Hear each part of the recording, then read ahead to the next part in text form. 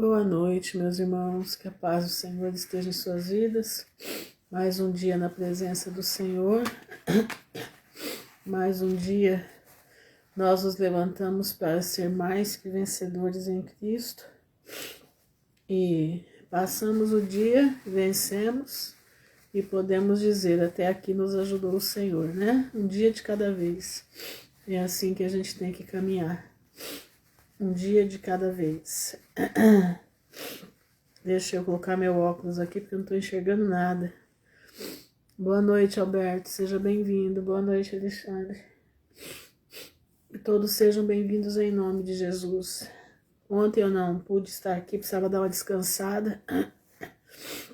Aí eu aproveitei ontem que já estava descansando no sábado, né? Para eu poder ficar com a cabeça um pouco fora das notícias, né? Um pouquinho, para poder dar um tempo. Mas a gente não fica, não adianta. Quem é acostumado a esse rojão todo não fica sem. Eu acho que eu nasci ligada nos 220. Só pode ser, porque eu não desligo nunca. É incrível, incrível. Quanto mais eu quero me desligar, menos eu consigo me desligar. Mas é assim mesmo, né? Acho que Deus faz cada um de um jeito, né? Acho que é isso. Mas eu estava lembrando hoje, eu lembrei de um corinho hoje muito maravilhoso. E eu estava me lembrando hoje, quando foi a primeira vez que eu ouvi falar da volta de Jesus. A minha mãe, ela se converteu em casa, né? Eu já contei para vocês a conversão da minha mãe. A mãe se converteu lá na Bíblia. Gente, espera só um pouquinho, deixa eu pegar um pezinho ali para segurar aqui o meu celular aqui. Aí não tem perigo de cair. A minha mãe, ela se converteu lá na Bíblia. Shalom, Leninha. Boa noite, Patrícia. Minha mãe se converteu, minha mãe foi criada um colégio de freiras na Bahia que chamava Sacramentinas, não sei se existe ainda. Ela foi criada nesse colégio e família muito católica, né?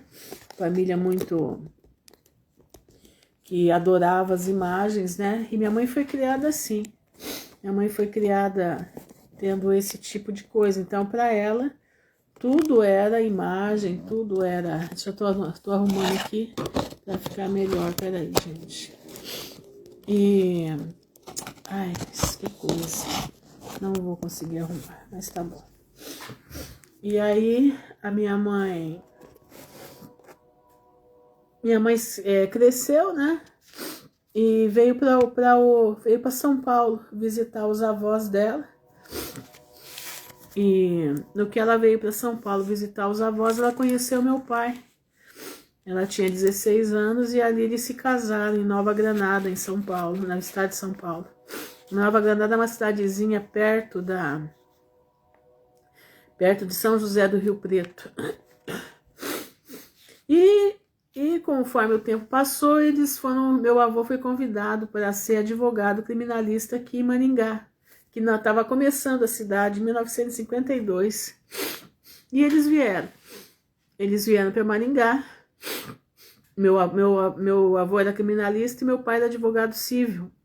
Vieram para cá, começaram a vida. Maringá era um montão de terra, né?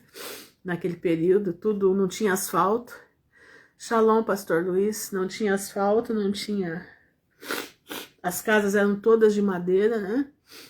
E minha mãe teve os filhos em São Paulo, em Rio Preto, e aqui, o último filho, o penúltimo aqui, eu, aqui em Maringá. E o tempo foi passando, né? E a primeira Santa Rita que entrou na Catedral de Maringá foi a minha avó que trouxe, para agradecer a Deus da minha mãe ter vindo para cá. Elas eram muito amigas, apesar de ser nora e sogra, mas eram muito amigas. Minha mãe não tinha mãe, né? Minha mãe foi criada sem mãe. Então a minha avó, que era sogra dela, elas eram como mãe e filha, né? Mas chegou um dia, meu pai tinha um funcionário que trabalhava para ele, o Oésio. E esse funcionário era crente. Ele veio do Nordeste, né, para ganhar a vida aqui. Paz, Vânia. Eu vou contar isso porque eu tô sentindo de contar, né? Eu já tô a tarde inteira pensando nisso, então eu vou compartilhar com vocês. E aí, todo dia minha mãe acendia vela para Santa Rita. Minha mãe tinha um altar de Santa Rita dentro de casa, né? E da Maria também, porque minha mãe era filha de Maria. E acendiam o altar, né, para as duas santas dentro de casa.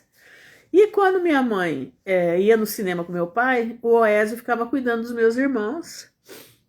E ela falava, tal hora você acende o altar. E ela chegava e não estava aceso o altar, porque ele não acendia, né? Porque ele era crente. E ele começou a evangelizar minha mãe. Dona Lourdinha, isso aí que a senhora faz é tudo... esses ídolos não comem, eles não olham, eles não veem. A senhora não está vendo que eles são inanimados. Oésio, cala a boca, fica quieto que você está pecando. O padre falou e tal. Era uma briga sem fim entre os dois.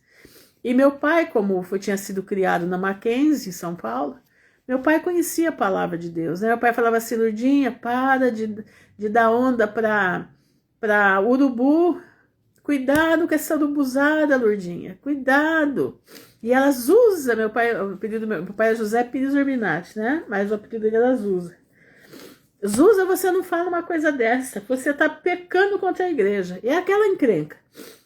Mas quando foi um belo dia, minha mãe foi para o cinema com meu pai e deixou o Oésio lá. E o Oésio entrou na biblioteca do meu pai. E chegou na biblioteca do meu pai e encontrou uma Bíblia. E essa Bíblia minha mãe ganhou quando veio para Maringá. Uma senhora, que era amiga da minha avó, disse que levou essa Bíblia para minha mãe e falou assim, olha, Lourdinha, eu tô te dando essa Bíblia porque eu sei que Deus vai fazer uma obra no teu coração. E ela deu a Bíblia para minha mãe. E minha mãe falou assim, meu Deus, Bíblia só o padre pode ler. Eu não posso ler. Aí disse que ela falou assim, não, Lourdinha, guarda a Bíblia. Guarda a Bíblia. Deus vai falar com você na hora certa. Diz que ela falou desse jeito para minha mãe, uma senhora lá de Nova Granada. E minha mãe guardou a Bíblia, né, em respeito. E a Bíblia estava lá, enfiada nos livros do meu pai, né, na biblioteca do meu pai. E o Oésio, aquela noite, descobriu a dita cuja da Bíblia. Descobriu. E ele falou, Dona Lourdinha, eu achei uma Bíblia na biblioteca do Dr. José. E eu deixei um lugarzinho para a senhora ler lá, tá? A senhora olha lá e lê. Aí minha mãe disse que brigou com ele. Oésio, mas larga de ser atrevido, Oésio. Ela gostava muito dele, mas ela criticava, né? É o Satanás, né? E aí o que aconteceu? Minha mãe pegou e leu o Salmo 15, mas não entendeu nada do Salmo 15, nada. Passou-se os dias, né? Deixa eu levantar aqui, gente. Paz, doutor Ivânio. Passou-se os dias. Eu tô com uma pedrinha de mármore aqui embaixo, gente, para segurar o meu tripé aqui, porque meu tripé já tá dando cria. Passou-se os dias, minha mãe... Maringá era um montão de terra, né? Aqui é terra vermelha, aquela terra que quando você pisa, o teu sapato fica na terra, entendeu? Aqui é assim, quando chove, se você colocar o sapato na terra, você vai ficar sem sapato. Ela cola, ela é como se fosse uma cola. E minha mãe, aquele dia, os meus irmãos resolveram sair para brincar. Shalom, Sandra. E no que eles resolveram sair para brincar, voltaram para casa parecendo tatu. Entendeu? Os três. E ela dizia que foi a coisa mais terrível aquele dia, porque o barro não saía do corpo deles e ela batia neles para eles não irem mais para a rua brincar com a meninada, né? Que eles iam todo mundo para a rua para brincar, né? Eles brincavam de, como é que diz? De escorrega, né? No barro. Aquelas histórias de menino. E aquele dia disse que ela era uma ensaboada e um tapa, uma ensaboada e um tapa. Eles apanharam tanto aquele dia, ela contava que eles foram dormiram de tanto que apanharam. Olha como Deus faz as coisas. E ela cansada, desesperada, porque a casa sujava, tinha que limpar tudo de novo, aquela coisa toda, apesar dela ter funcionários para fazer isso. Mas ela disse que sentou na biblioteca do meu pai Diz que sentou naquela cadeira de balanço e ela que ela olhou, ela fitou a Bíblia que o Oésio tinha colocado, né? Tinha dado para ela ler. Ela fitou aquela Bíblia, falou assim: quer saber de uma coisa? Eu vou ler essa Bíblia. Eu vou ler essa Bíblia porque eu tô desesperada, eu tô cansada, eu não aguento mais isso aqui. Essa cidade me cansa. Era, você vê, água de poço. É tudo que ela nunca jamais pensou em, né? Quem viveu sempre em Salvador, né? De repente, um negócio daquele. E ela disse que pegou a Bíblia e abriu, e estava escrito Eclesiastes, o pregador. E ela começou a ler o livro de Eclesiastes, e disse que o livro ia conversando com ela. Ela dizia que aquilo ia falando com ela, ia respondendo as perguntas dela, ia respondendo o íntimo dela, e ela ia lendo, ela ia devorando. Ela devorou o livro de Eclesiastes inteiro. Ela disse que ela sentou, era umas 4:30 da tarde, levantou de lá, era 6 horas da tarde, o dia já estava noite, meu pai já estava chegando do trabalho, do escritório. Diz que ela levantou dali, disse que ela não era mais a mesma pessoa. Ela era uma outra pessoa. Ela não pisava no chão, ela pisava em nuvens. Isso ela contava pra gente. E naquela hora, disse que ela pegou, porque o Oésio ficava, ele atendia, né? Tudo dentro de casa, o que precisava de era lenha, o que precisasse, ele era pago para fazer isso. Aí disse que minha mãe falou para ele: Oésio, eu acabei de ler aquele livro que você me deu, a Bíblia, e aquele livro mexeu com a minha vida. E ali ele começou a evangelizar minha mãe. Ali ele começou a pregar a palavra de Deus para minha mãe. E minha mãe falou pro meu pai. Aí meu pai falou assim: ixi, agora você vai ficar louca. Mas meu pai levou minha mãe num amigo dele que era pastor. Era um pastor americano que tinha aqui em Maringá. E minha mãe começou a ser evangelizada tanto pelo Oésio como pelo pastor. Não sei qual a igreja na época que era, mas era um pastor americano que estava aqui fazendo missões. E minha mãe ali foi se convertendo. E aí ela descobriu que a vizinha dela era da igreja presbiteriana, que ficava a 1 quadra da minha casa. Né? Nós morávamos na Arthur Thomas, a igreja presbiteriana do Brasil ficava na Avenida 15 de Novembro. Dava um quarteirão exatamente de casa. E a dona Senita falou: ô Lourdinha, você tá se convertendo? Meu Deus, que coisa linda! Vamos na igreja então, vamos comigo na igreja. E minha mãe foi com ela, e ali minha mãe ficou, minha mãe gostou.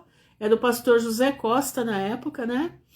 E ali ela foi se integrando na igreja, e no culto de quarta-feira, no culto de sábado, de domingo, escola dominical. Aí descobriram que ela tocava órgão, né?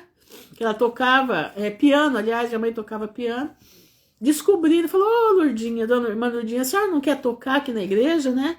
Aí meu pai pagou um curso de órgão para ela, né? Aqueles órgãos de pedalar, sabe? De fole. E meu pai pagou o curso de órgão para ela, e ela fez e começou a tocar na igreja. E aí foi o dia do batismo dela, né? Chegou no dia do batismo da minha mãe, minha avó chega lá em casa, né? Eu não era nascida nessa época, eu já nasci bem depois. E ela contava que minha avó chegou em casa naquele dia e falou: oi, Lourdinha, pra onde você tá indo? A dona... Diz que ela falou assim pra minha mãe, pra minha avó: ó, dona Belinha, agora eu não posso conversar com a senhora, que eu tô indo, que eu vou me batizar. Ah, você vai se batizar? Então eu vou também. Eu vou com você. Minha mãe falou assim: então a senhora anda depressa que já tá chegando a hora. E foi. Aquele dia minha avó se converteu também. Aquela mulher que trouxe a primeira Santa Rita para Maringá, tamanho normal, hein? Tamanho normal de uma mulher ela trouxe. E aí minha avó também se converteu, e minha avó se transformou na, como é que diz? Na presidente das mulheres da Igreja Presbiteriana do Brasil de Maringá, Graça e Paz, Val. Por que eu tô contando tudo isso para você entender o que eu vou falar. E minha mãe ficou organista da igreja, né? Organista da igreja. E trabalhando o tempo inteiro na igreja. Aí eu nasci, né? Eu nasci. E quando eu tinha em torno de 5 para 6 anos, houve houve uma revolução no meio religioso protestante do país, né? Houve uma revolução, um avivamento muito forte, e tinha aqui perto de Maringá, tem uma cidade que chama Cianorte, e nessa cidade tem como é que diz, não sei se ainda existe, mas tinha um seminário presbiteriano ali, e quem dirigia esse seminário presbiteriano nessa altura do campeonato era o pastor Jonathan, o pastor Décio, né? O pastor Décio, e tinha mais aí o pastor Paulo Bornelli. Eram 3 pastores que dirigiam o seminário presbiteriano do Paraná, do norte do Paraná, que é aqui em Cianorte, aqui perto. Tem ainda, né, pastor? Então, e quando foi um belo dia de domingo aqui na igreja presbiteriana, eu tinha de 5 para 6 anos. Eu lembro bem por causa da casa que nós morávamos. E naquela noite, eu lembro que a igreja inteira estremeceu com a pregação do pastor Jonathan. Estavam os 3 lá, Jonathan, Décio e o Paulo Bornelli. A igreja estremeceu. A minha mãe assim, ela ficou de uma tal forma, ela ficou tão impactada com a mensagem, porque era uma mensagem de volta de Jesus, que eu nunca tinha ouvido minha mãe falar da volta de Jesus, eu nunca tinha ouvido falar da volta de Jesus. Eu era criança, irmãos, mas eu entendia tudo. Eu era ligada em tudo. O que falasse na igreja, eu sempre estava ligada. Eu tinha 5 anos e eu queria ler. Sabe, eu era diferente. Eu não sei o que eu tinha, eu não sei. Era diferente. Tanto é que eu nunca me dei com crianças da minha idade, eu sempre me dava com crianças mais velhas do que eu. Não conseguia ficar com as crianças da minha idade, não era a minha cabeça. E ali eu comecei a ouvir a volta de Jesus naquela noite. E ele falava sobre santificação. E ele começou a falar sobre roupas, sobre o cabelo, sobre as maquiagens. E ali esse homem foi dissertando, e ele foi jogando brasa no meio do povo, era brasa viva no meio do povo. Boa noite, Lucilene. Eram brasas vivas no meio do povo. Eu lembro que minha mãe chorava, a maquiagem da minha mãe derreteu inteira na época. Eu nunca me esqueço, porque eu olhava para ela, porque a igreja estava fervendo. Você sentia o calor do Espírito Santo ali, você sentia Deus falar. Eu era pequenininha, mas eu sentia tudo aquilo, todo aquele impacto eu sentia. Fomos para casa, minha mãe pegou uma sacolinha e ela começou a despejar todas as maquiagens dela dentro daquela sacola. Meu pai falava assim para ela: Lourdinha, o que você está fazendo? Não quero mais isso, Jesus está voltando e eu não posso mais viver desse jeito. Boa noite, Fatinha, eu tenho que modificar a minha vida. Eu não vou deixar tudo que não é de Deus, eu vou deixar. E minha mãe foi colocando aquilo tudo, irmãos. Ela fez uma limpeza no guarda-roupa dela. Ela fez uma limpeza dentro de casa. Ela fez tudo que era dela, ela arrancou tudo que ela viu que não tinha necessidade. Coisas que não iam fazer nada para ela, ela arrancou tudo. E eu era pequenininha e eu ficava olhando. Mãe, você vai jogar isso, você vai jogar aquilo? Ela tinha uma cabeleireira que vinha todo final de semana fazer pé e mão e cabelo. Ela dispensou até a cabeleireira. Tudo, irmãos, tudo. Minha mãe tinha o cabelo bem raspadinho, né? Bem raspadinho. Deixou o cabelo crescer. Eu sei que minha mãe modificou. Minha mãe ela não lia a Bíblia, ela engolia a Bíblia. Ela não lia mais, ela começou a engolir. Bom, naquela semana,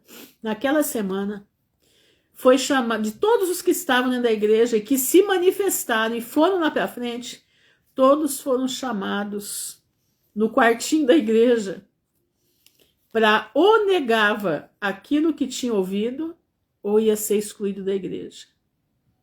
E minha mãe, eu lembro que eu fui com ela e ela falou: não, pode tirar meu nome da igreja, pode tirar.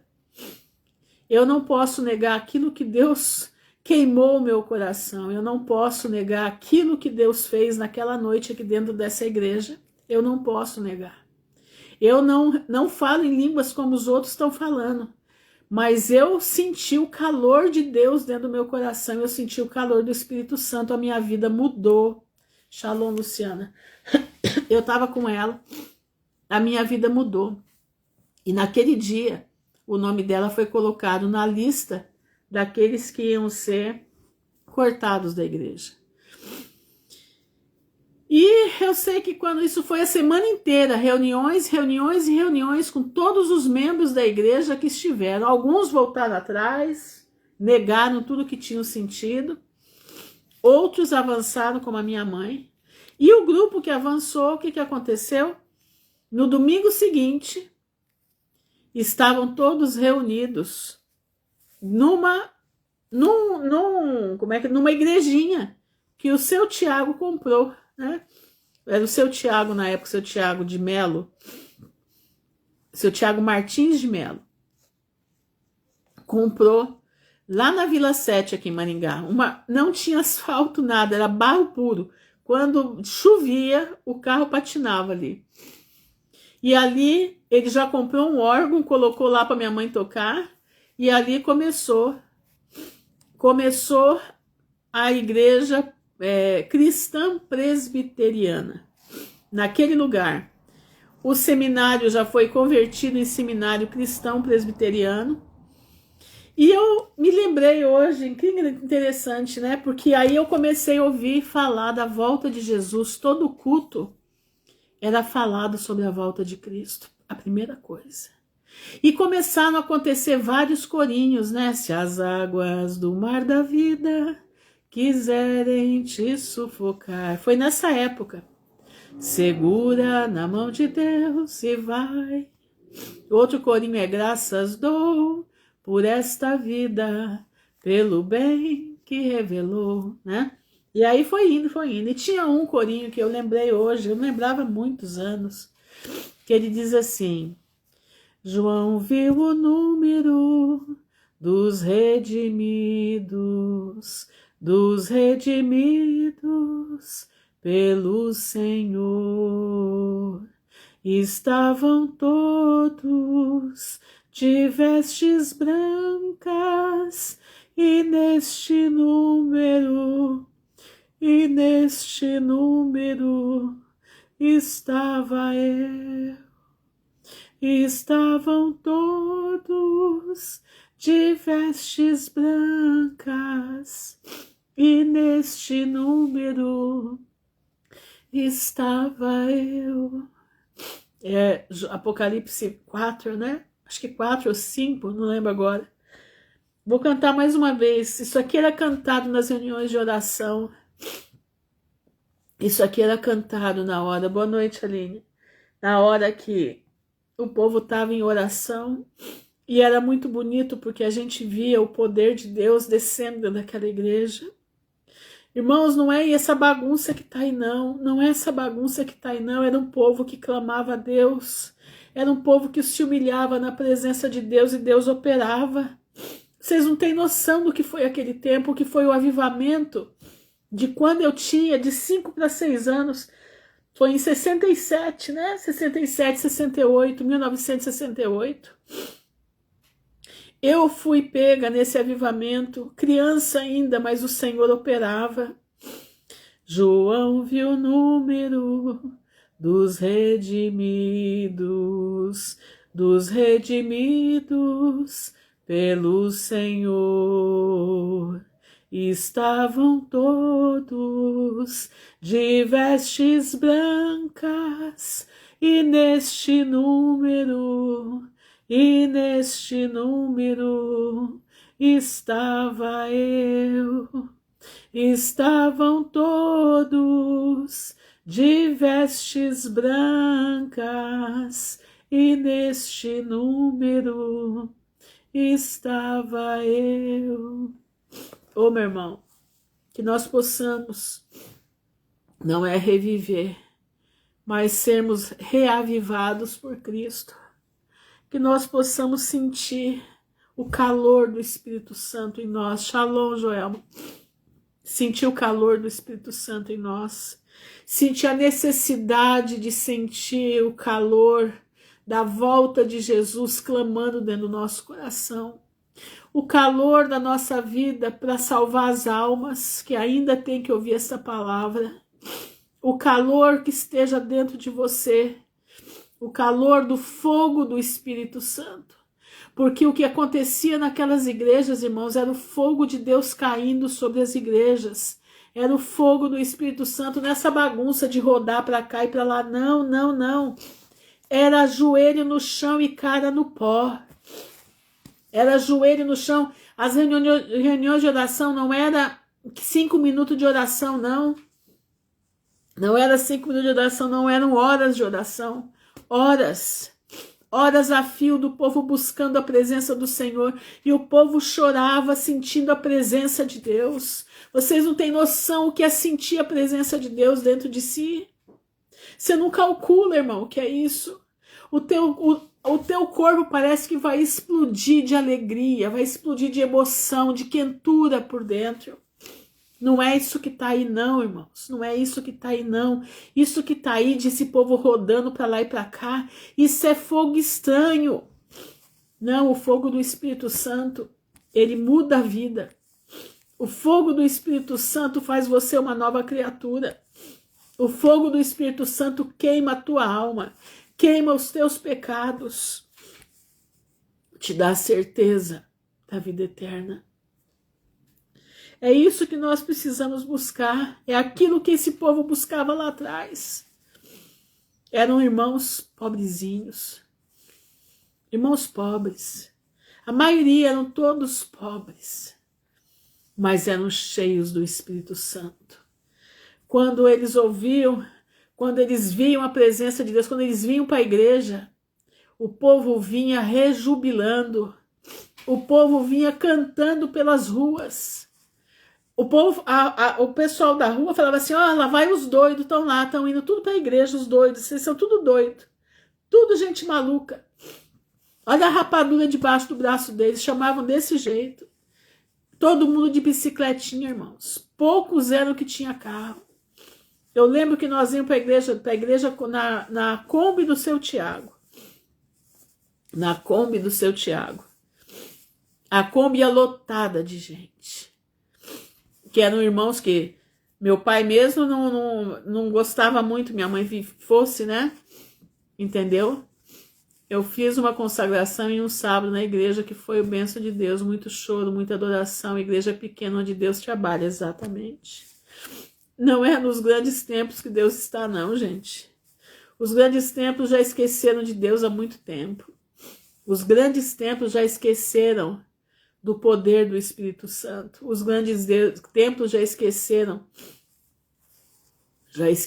de Jesus faz tempo. Eles têm Jesus, sim, para ganhar dinheiro, para comprar jatinho, para fazer isso, fazer aquilo. Mas, infelizmente, o poder de Deus não está mais ali. Meu irmão, aviva a tua vida, porque Jesus está voltando. Eu lembro quando a primeira vez que eu escutei um estudo escatológico. A primeira vez que eu escutei um estudo escatológico, eu estava com mais ou menos 8 ou 9 anos de idade.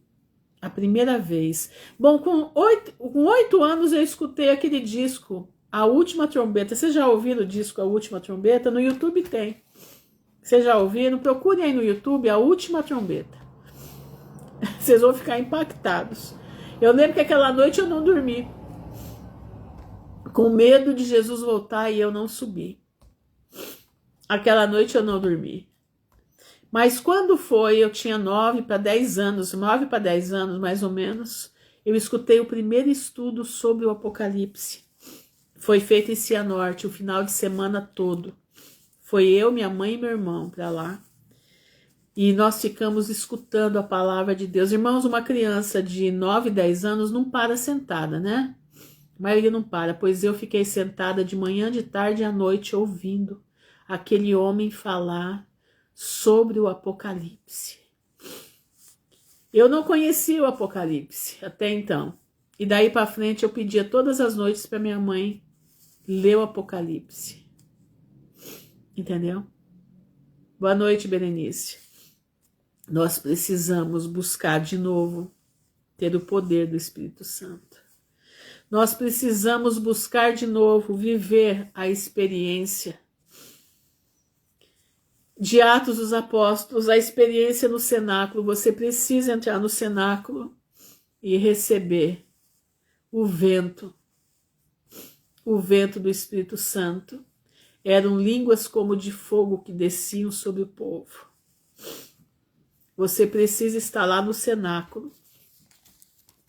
Vamos ler Atos dos Apóstolos? Vamos ler rapidinho aqui. Tô com meu nariz entupido aqui, mas vai dar para...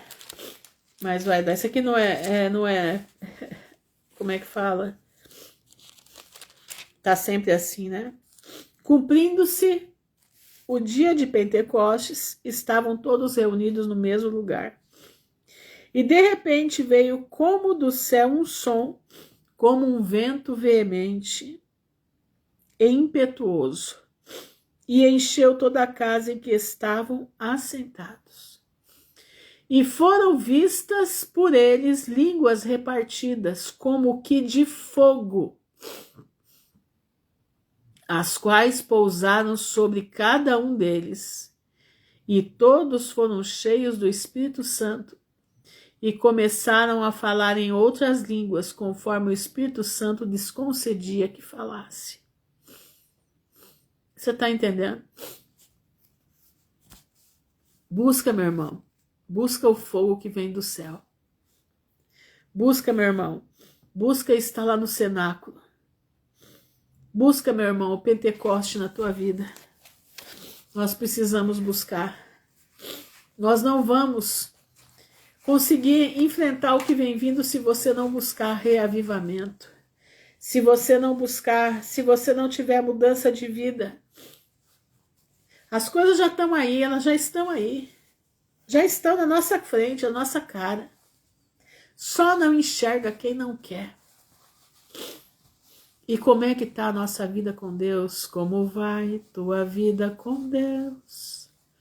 Como vai tua vida com Deus?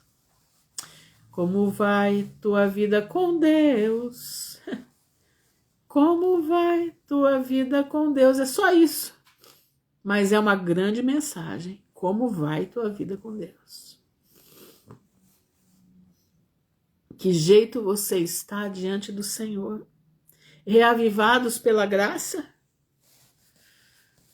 Ou você está imerso nos seus delitos e pecados?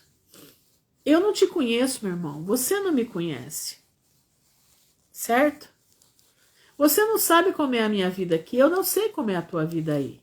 Mas aquele que nos chamou para a maravilhosa graça sabe quem nós somos. Entendeu? Sabe quem você é, sabe quem eu sou. Pelo fruto se conhece a árvore. Pelo fruto nós sabemos quem nós somos. Deus testifica. Presta atenção. Dê bons frutos, meu irmão. É tempo de dar bons frutos. É tempo de dar fruto de arrependimento. É tempo de sair dos teus delitos e pecados. É tempo de sair da vida dupla que você tem. Você precisa deixar essa vida dupla que você tem. Ah, mas ninguém sabe de nada, irmã Ruth. Eu sei trabalhar muito bem com a minha vida até um dia. Porque a palavra de Deus diz que nada ficará em oculto que não seja revelado. Nada vai ficar em oculto que não seja revelado. Nada. O Senhor vai revelar tudo o que está debaixo da mesa. Vai vir tudo às claras, o que é de bom, o que é de ruim. Não se engane. Não se engane. Você precisa mostrar quem você é. Se você não mostrar quem você é, o Senhor vai mostrar quem você é. Você pode ter certeza. O Senhor vai mostrar quem eu sou. Entendeu? O Senhor vai mostrar o porquê que eu estou aqui, o porquê que eu sou assim. Ele vai mostrar. Nada vai ficar escondido. Nada vai ficar escondido. O Senhor vai trazer à luz tudo aquilo que foi colocado debaixo do tapete. Tanto no mundo lá fora como no mundo espiritual, no mundo da igreja. Vai ser tudo colocado. Irmãos, nós vamos ver tantas coisas que nós vamos ficar atônitos. Nós já estamos começando a ver, né? Nós já estamos começando a ver. Sabe por que nós estamos vendo? Nós vamos ver? Porque Jesus está voltando. O apocalipse está acontecendo em proporções apocalípticas, rápidas. Nós não chegamos a 2030. Escuta o que eu estou lhe dizendo. O mundo não vai chegar a 2030. Não vai. Eu posso te afirmar. A agenda, né, da organização lá está correta. 2030 é o limite máximo. 2030 é o limite máximo. Para a igreja, o limite máximo é antes, porque nós não vamos passar pela ira. Vamos passar pelas provações, sim, mas a ira não. E você precisa estar preparado com a tua luz visível. Porque aonde a luz de Cristo estiver visível, Satanás não vai chegar. Satanás não vai ter poder sobre a luz de Cristo. Você precisa observar. Mas é isso aí. Vamos então, né? Deixa eu tomar uma água aqui.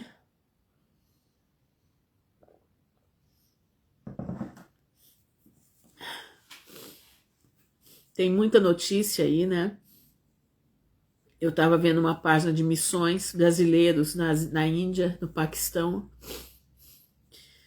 Irmãos, o que os brasileiros estão fazendo, homens e mulheres que ninguém os conhece, mas eles estão levando a palavra de Deus lá para fora. Por isso que eu digo que Deus tem um plano para o Brasil. Nós precisamos orar por isso. Que Deus preserve a nossa pátria, para que os missionários possam sair daqui de dentro para pregar às nações. Tá?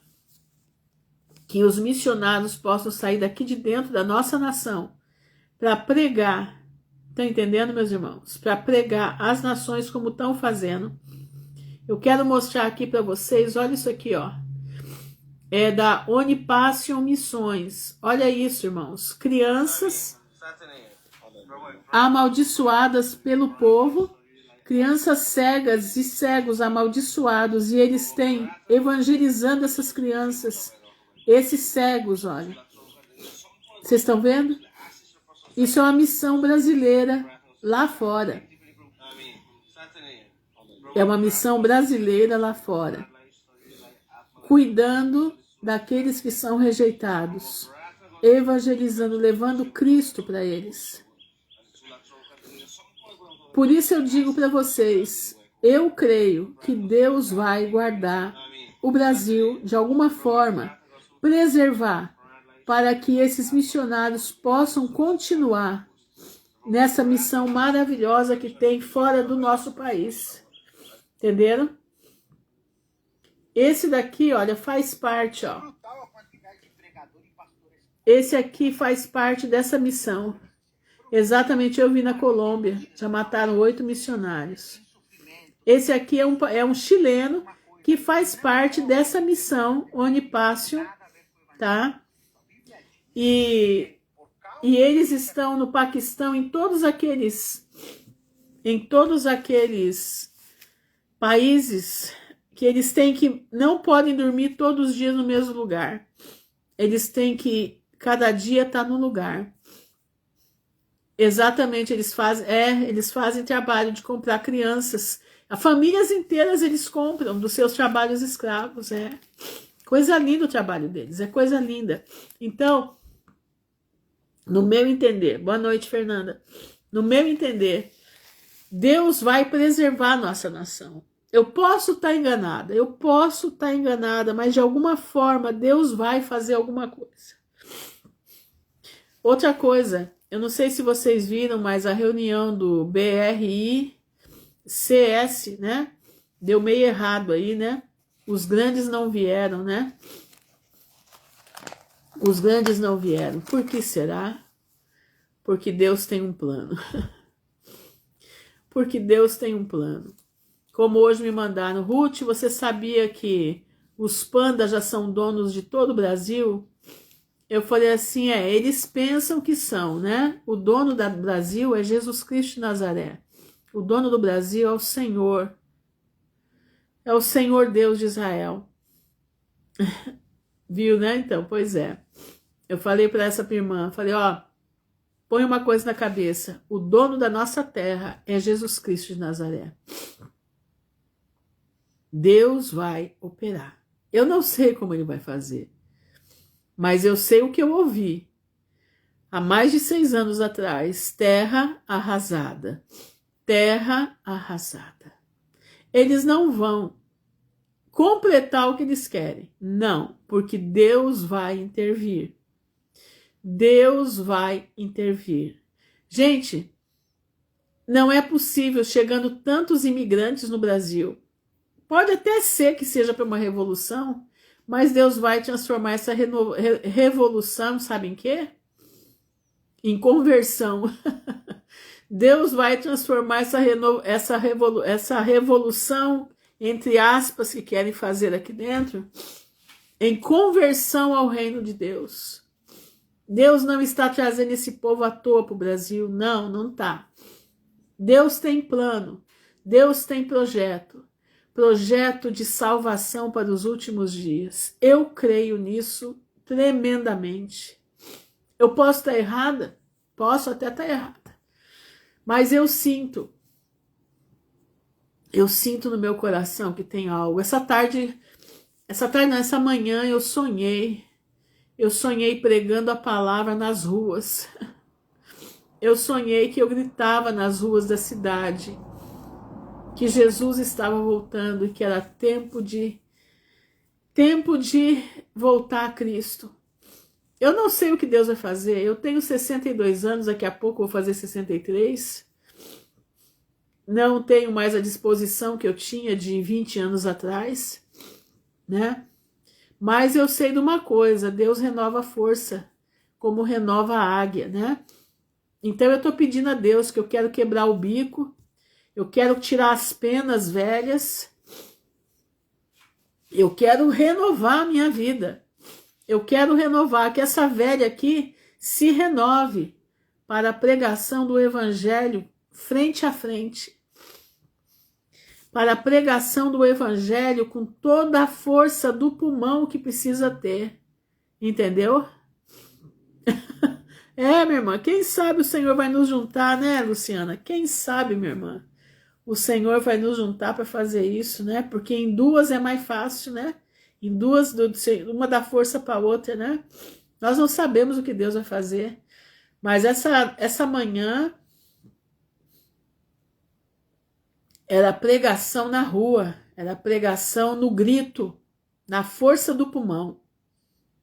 Então, se o Senhor quer isso, Ele vai me dar a coragem, Ele vai me dar a força da águia, Ele vai renovar. Eu vou quebrar o bico, eu vou entrar na montanha, eu vou subir na montanha, vou voar na montanha, entendeu? Não, eu não tenho vergonha, não tenho, mas é a força, né? A força, né? Entendeu? Nós temos que ter força, em dois a força é diferente, é maior, né? Uma dá força para outra, entendeu? E gritar pelas ruas, né? Jesus está voltando, Jesus está voltando. Eu vou orar, irmãos, eu vou orar, eu vou subir na montanha, eu vou orar, eu vou lá quebrar o bico, vou arrancar as penas e o Senhor vai renovar essa águia velha aqui para se transformar numa águia média para levar a palavra de Deus à frente. Entendeu? Porque aquele que jubila dentro de mim, aquele que fala comigo, sabe? A chama queima, e eu não vou conseguir ficar dentro de casa sem falar, porque aqui vai terminar. E o resto? Boa noite, Josi. E o resto, como é que eu vou fazer? Eu vou ter que sair para a rua. Não tem como, não tem como. Queima, a chama do Espírito Santo queima aqui dentro, a volta de Jesus queima. Queima. E queima forte. E queima forte. Entendeu? Então nós precisamos, meus irmãos, nós precisamos assumir o nosso papel de portadores da palavra, assumir o nosso papel de trombeta dos últimos dias. Amém? Mas vamos aqui em Amós, versículo 4. Não reparem não, gente, que eu estou entupida, como vocês já viram, né? Normal, isso aqui de vez em quando dá. Hoje estou desde de manhã que eu estou alérgica. Mas vamos ler a palavra do Senhor. Em Amós, capítulo 4. Quando você vê toda essa raça de víboras que estão aí, né? Estão dominando o povo de Deus, dominando a nação. São a raça de víboras, né? Gente que gosta de assumir o que eles não são, né? Nós temos uma Jezabel aí que saiu do ninho da Jezabel mesmo, do ninho da serpente, e avançou sobre a nação de uma forma tremenda, né? Vai tanto no oculto como vai nos templos, né? Nos templos evangélicos e acabando com os crentes, né? Porque ela está fazendo uma campanha agora, né? Essa Jezabel que está aí fazendo uma campanha contra os filhos de Deus sobre o Brasil, né? Ela está fazendo uma campanha séria, muito séria. Nós não sabemos o que isso vai dar, porque o espírito de Jezabel habita naquela mulher, né? E essa Jezabel, ela compra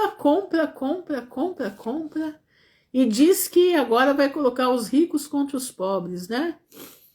É uma Jezabel tremenda, né? O espírito de Jezabel que está ali é coisa tremenda. Nós vamos falar sobre ela hoje. Tanto tá de um lado como tá do outro, tá indo para tudo quanto é lado.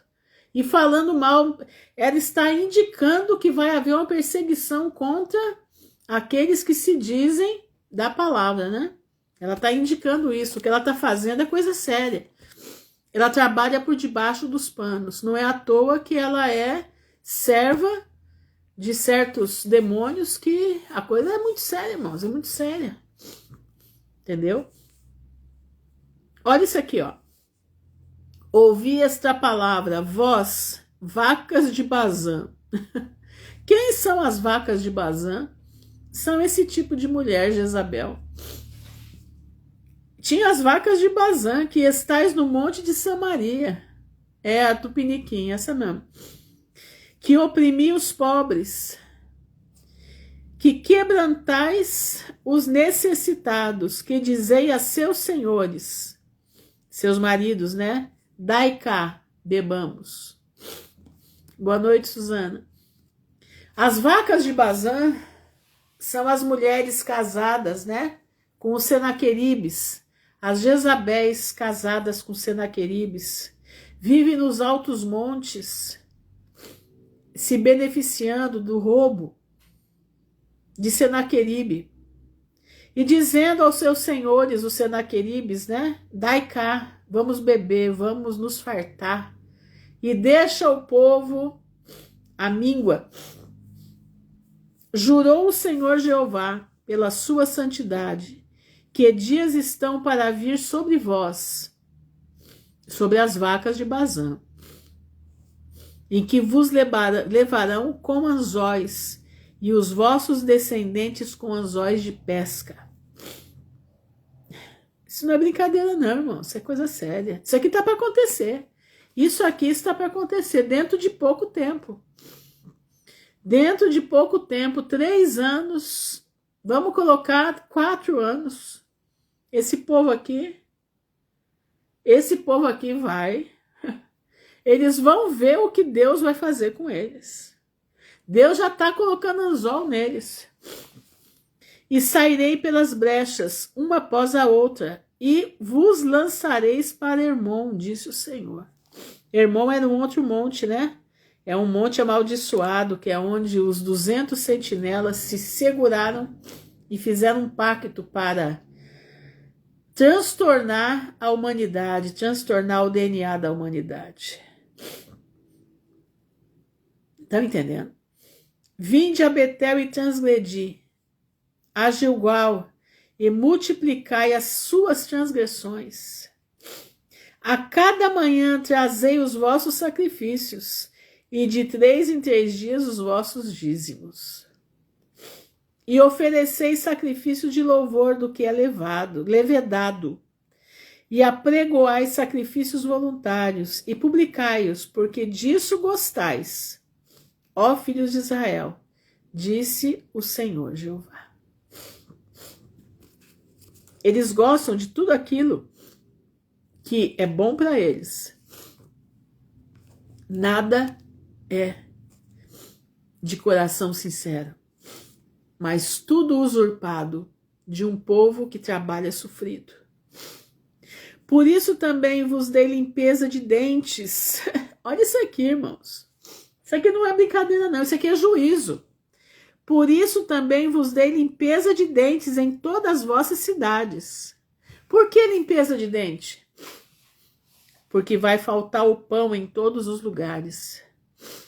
Contudo, não vos convertestes a mim, diz o Senhor. Irmãos, a terra vai ficar limpa de dentes. Não é desdentado, não. A terra vai ficar, os habitantes da terra vão ficar com seus dentes limpos, porque não vai haver pão para comer. Deus vai mexer no estômago do povo. Deus vai nas últimas consequências para tentar ver se eles acordam para o reino dos céus, para tentar ver se eles retrocedem e se arrependem dos seus pecados. Os seus dentes vão ficar limpos, porque eles não vão ter pão para comer. Você entendeu? Além disso, retive de vós a chuva, faltando ainda 3 meses para a ceifa. E fiz chover sobre uma cidade, e sobre outra cidade não fiz chover. Sobre um campo choveu, mas o outro, sobre ao qual não choveu, se secou. Nós estamos vendo nossa terra, chuvas inundantes, que destrói tudo, que leva tudo embora. Aí eles falam, é HAARP, é mudança climática. Não, meu irmão, não é. É a mão de Deus que está sobre a terra do sul. Deus está sobre a terra do sul do país para que as pessoas acordem dos seus pecados e retrocedam da sua vida ímpia. Mas não tem jeito, já construíram até fazenda para entidades. Estão fazendo, eu estava vendo aí, né? Sempre aparece, não tem como não ver. Pessoas que vão fazer missa de 7º dia da pessoa viva. Missa de 7º dia para pessoa viva. É. Por quê, irmã Ruth? Porque palavras têm poder. E eles explicam que 400 pessoas rezando por aquelas pessoas que estão na missa do 7º dia, como tendo morrido, aquelas palavras vão selar a morte daquela pessoa que eles querem. Tá escutando isso? Por isso que eu te digo, palavras têm poder, cuidado com as tuas palavras. Cuidado com as tuas palavras. Se não for para você abençoar, cala a tua boca, fica quieto, não fala nada de ninguém. Não traga maldição para cima de você.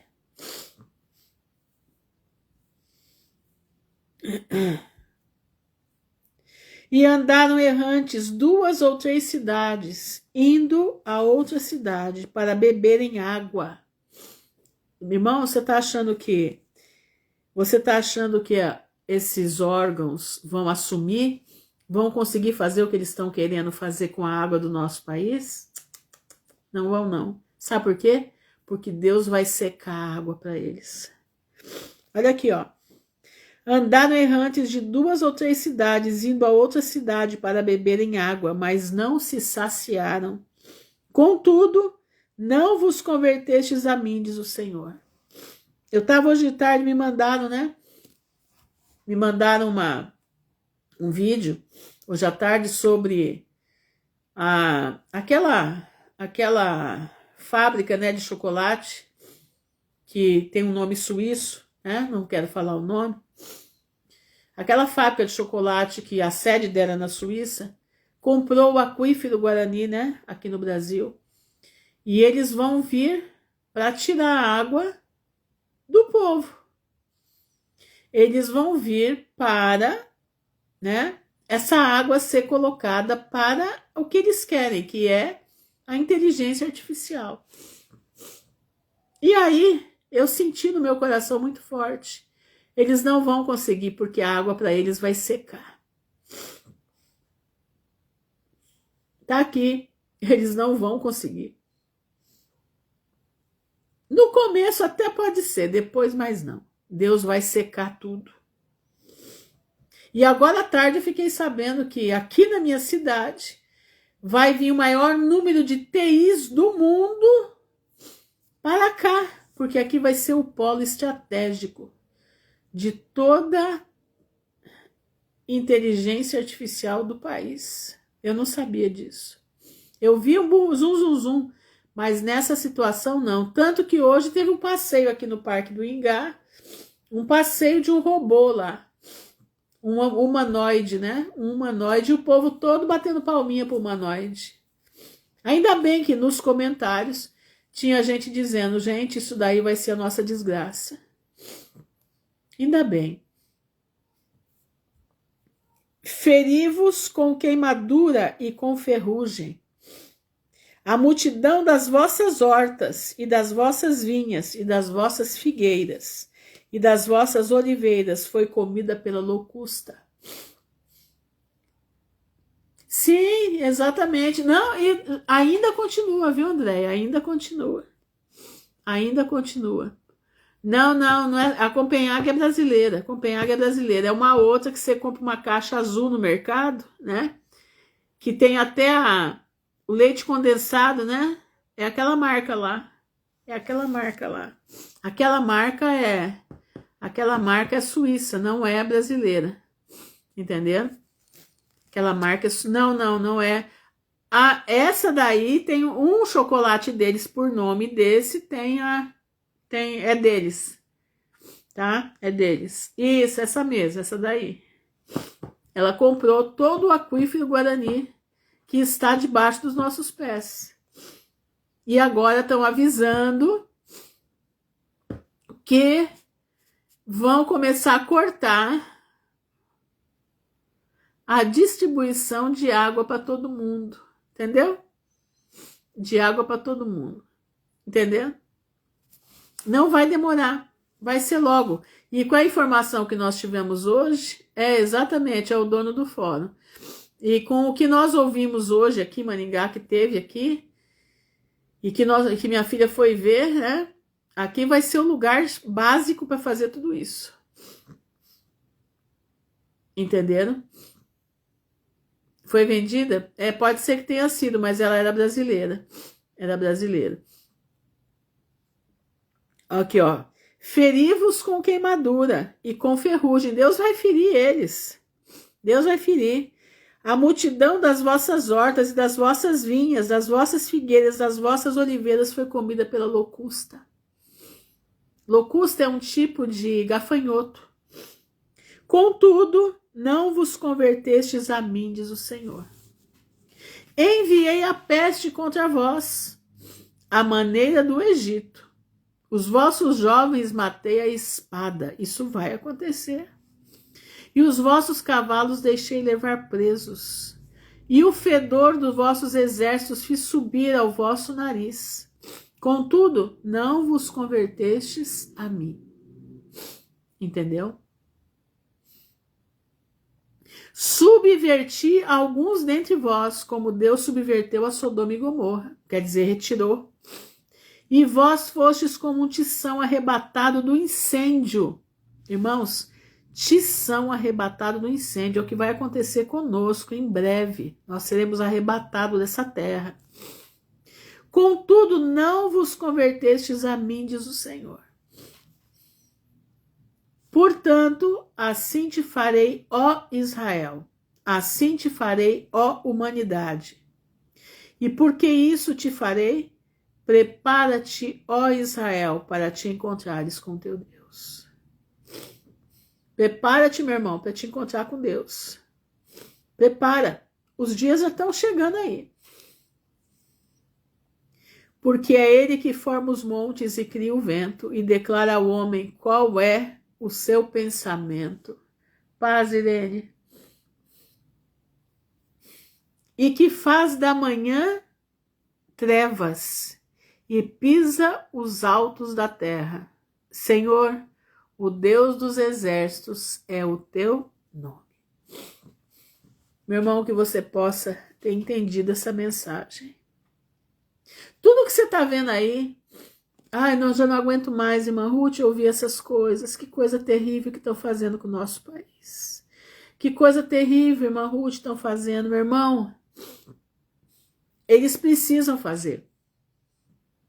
Eles precisam terminar de completar a taça da ira de Deus. A taça da ira tem que transbordar para que tudo aconteça. É mistério que isso tudo aconteça e vou te dizer, vai piorar. E você precisa estar preparado para isso, para essa piora. Você precisa estar seguro nas vestes de Jesus. Você precisa estar firme com Cristo, porque a situação vai piorar. Senaqueribe vai ficar mais violento, Jezabel mais terrível. As vacas de Bazã, presta atenção, dos 11 iluminados que tem lá em cima, as vacas de Bazã, esposa dos iluminados que está lá em cima, vão fazer horrores nesse país. Mas o Senhor já tem o dia deles pronto. Tá entendendo? O Senhor já tem decretado o dia deles para fazer com que elas tremam. As vacas de Bazã vão tremer. As vacas de Bazã vão se derreter naquilo que Deus vai trazer sobre elas. Jezabel vai tremer com o que Deus vai fazer. Senaqueribe vai desmanchar. Ah, irmã Ruth, você está falando só de um lado? Não, meu irmão, é de tudo. É dos dois lados. É dos dois lados. Deus deu para um lado.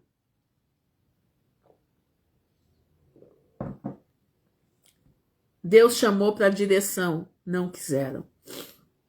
Preferiram vender o Brasil para a rainha dos céus. De um lado, vendendo para o próprio Lúcifer, Leviatã, e do outro lado, vendendo para a rainha dos céus. Chegaram a fazer a feitiçaria de trazer o coração de um que já se foi há mais de 200 anos para fazer trabalhos em Brasília. Não se esqueça disso, não. Isso está tudo na conta de Deus, tanto um lado como o outro. Entendeu? Tanto um lado quanto o outro.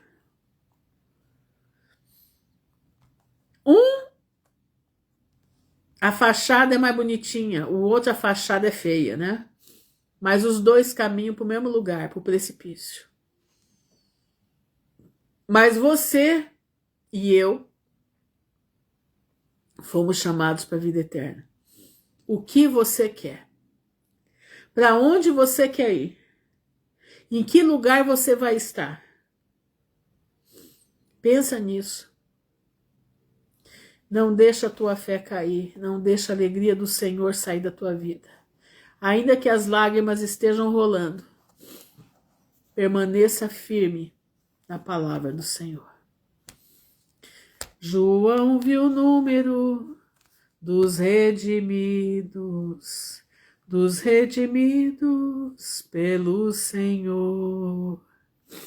Estavam todos de vestes brancas, e neste número estávamos nós, e neste número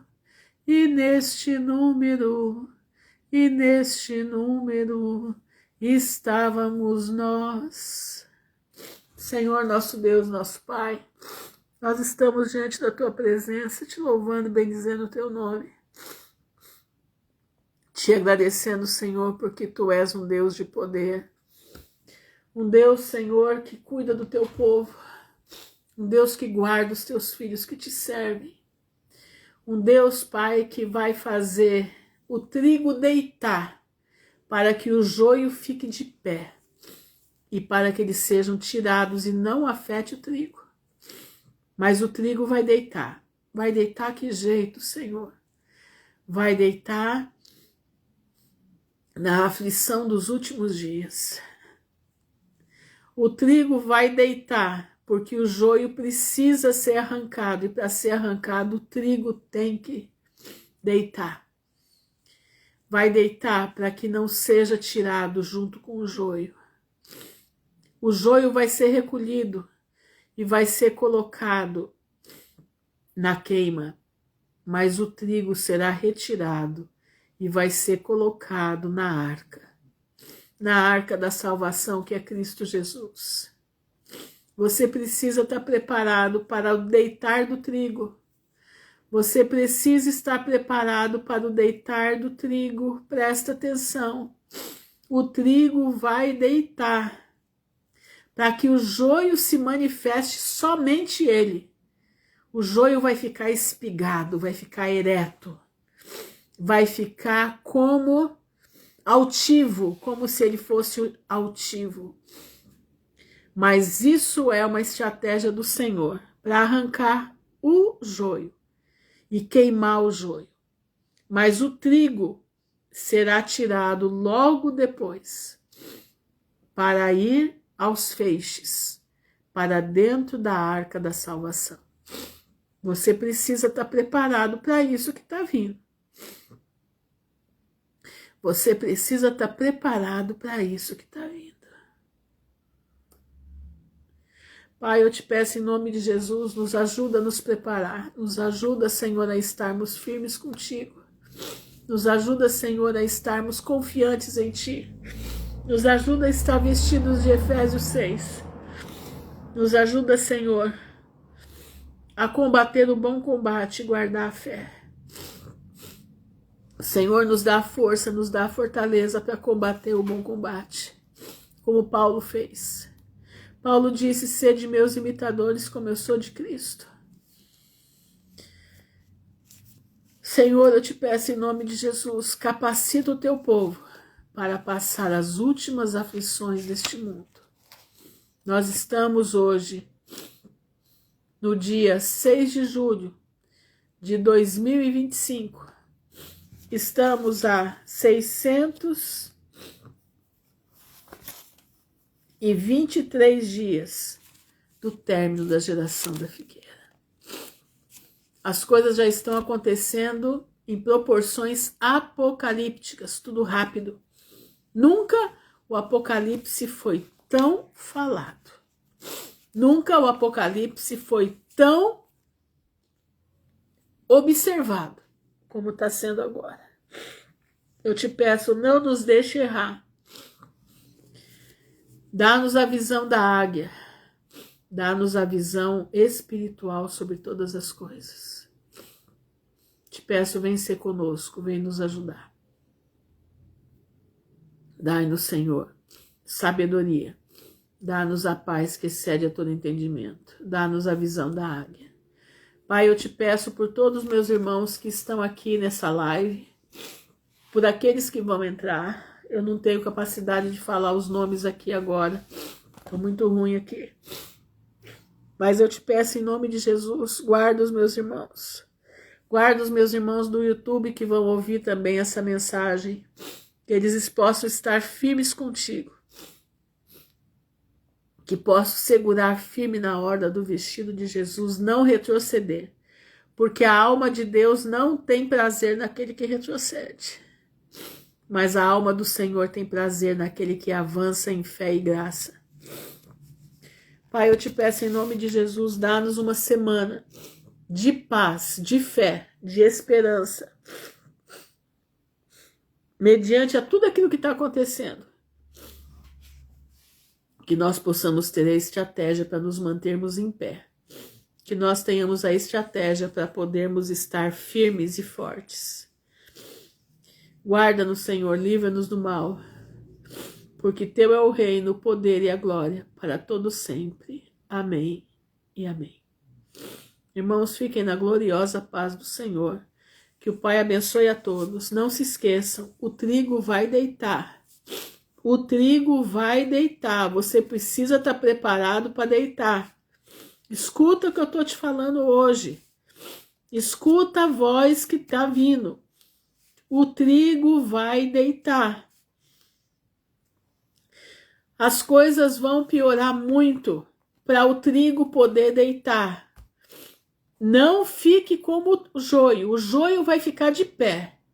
Ele vai ficar de pé de uma tal forma que ele vai achar que ele ganhou a batalha.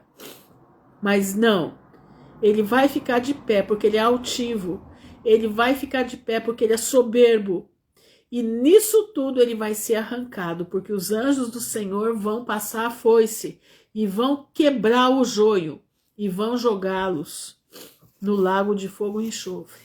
Mas o trigo não, o trigo o Senhor mesmo vai ceifar e vai levar o trigo para lugar de repouso. Então fica com isso no teu coração. Fica com isso no teu coração. Permanece firme, ligado no trono da graça. Não tira a tua mente do Salvador. Não tira a tua mente em espécie alguma dele. Permaneça ligado no trono da graça. Faz a vontade do Pai.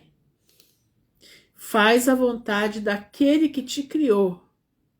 Faz a vontade do teu Salvador. Nós precisamos estar firmes com Cristo. Amém? Fiquem na graça de Jesus, que o Pai abençoe a todos. Amém e amém.